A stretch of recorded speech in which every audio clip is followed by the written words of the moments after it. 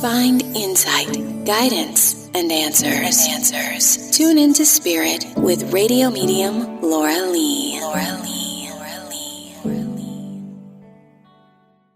Laura Lee, tuning into Spirit with my special guest. Today, I have a different kind of guest than we normally have on the show. Today, I'm hosting Peter Sterling, award-winning harpist, composer, visual artist. Welcome, Peter. From Sedona. Hey, Laura Lee. Hi. Good to see you. Hi, good to see you too. Why don't you play for us just a bit? So everybody can hear the beautiful divine music you channel.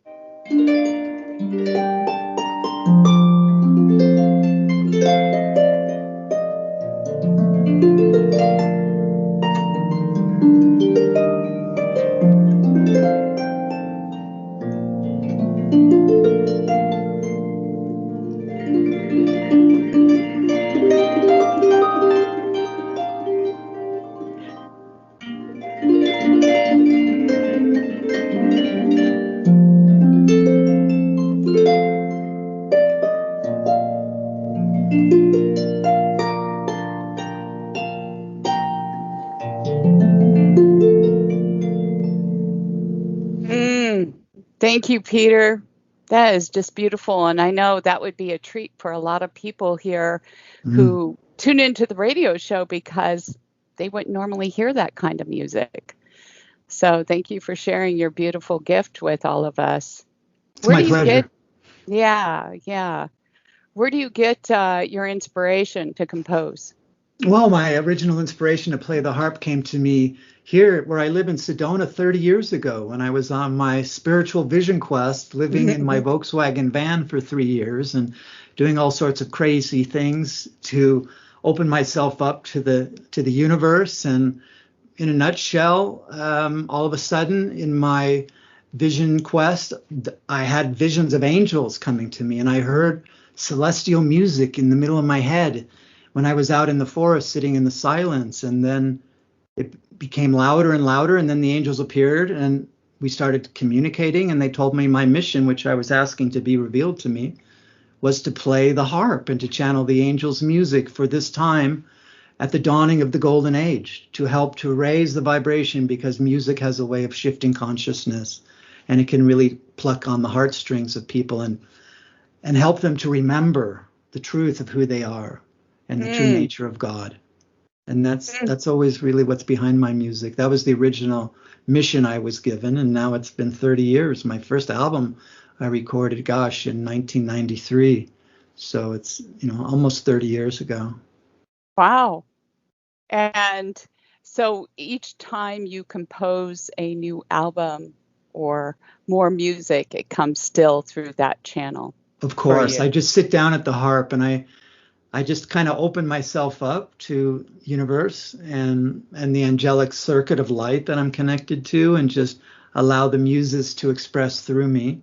I try to come to that empty vessel state of mind and just allow and trust in the moment. And my hands just move on the strings. I never really know what I'm going to play.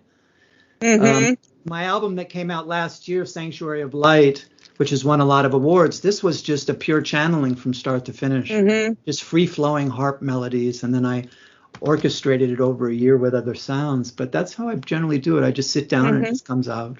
It's very similar. It's very similar to my practice as a medium. Never know what's going to come out when I receive a call from people. Well, a lot of your work, you spend a lot of time on healing quests with people and use your music as such. And I'm curious, what is the difference from a harp, let's say, than a bass guitar or or a violin, which are all supposed to stimulate healing in some way, and some activate, classical music is supposed to boost our knowledge. So how is the harp any different? Well, I would probably believe that most instruments could have a healing effect if they are played in the proper way with the right intention.